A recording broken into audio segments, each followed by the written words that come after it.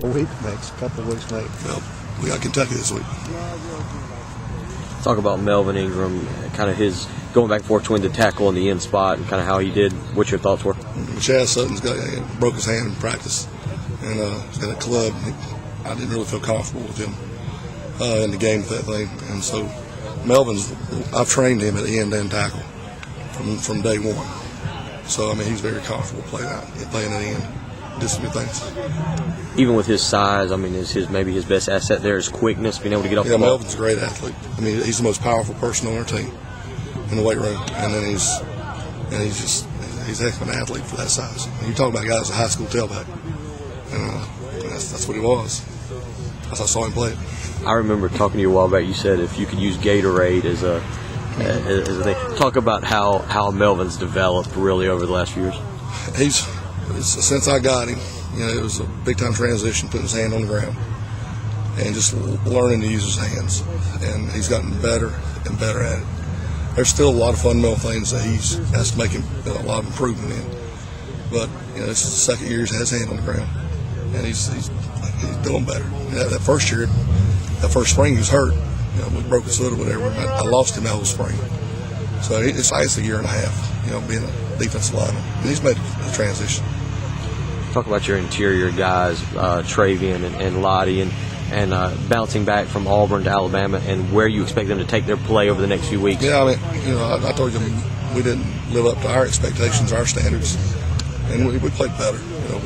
We got a big chore this week. I'm telling you, Kentucky does a great job. They've only given up 3 sacks the entire year. They're the hardest team to get to because they've always got a back releasing out of the backfield that they just check it down to or out to when they feel any pressure. I mean, they're well coached. I know some of those guys they got over on offense, they're great coaches. And I mean, they've been scoring on everybody.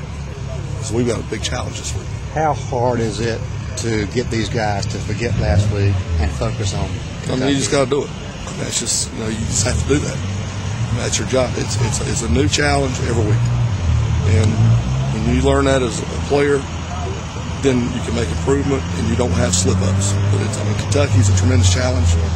That's all we're talking to them about. Like I said, we just take the rearview mirror and throw it out of the damn car. And just it's a new challenge every week. Is it helpful for these guys to see how close they did play Auburn, that they are a good team? We're talking about Kentucky. We're not worried about all this stuff. We're getting ready for Kentucky. We don't want to talk about all this stuff. This is your, second time being at South Carolina. I want you to talk about the difference in the mindset that you see today as to maybe opposed to the first time you were here at South Carolina. Well, when I got here, we were an independent, and we were playing a lot of schools that probably didn't have some of the resources we had. And I remember when we joined the SEC, everybody was all pumped up, and as coaches, we were sitting there going, "We can count on this." It took a long time to get the recruiting to come around to being an SEC caliber team, and then also the mindset of playing in this league, because it's every single week. You cannot afford a letdown at all in this league. If you let down at all, you're getting ready to come home as a loser. I tell recruits all the time, 2 best leagues in the country. I've coached in the Big Ten, I've coached in the ACC, and I've coached in the SEC a long time. And the 2 best leagues are the SEC and the NFL, and that's what they are.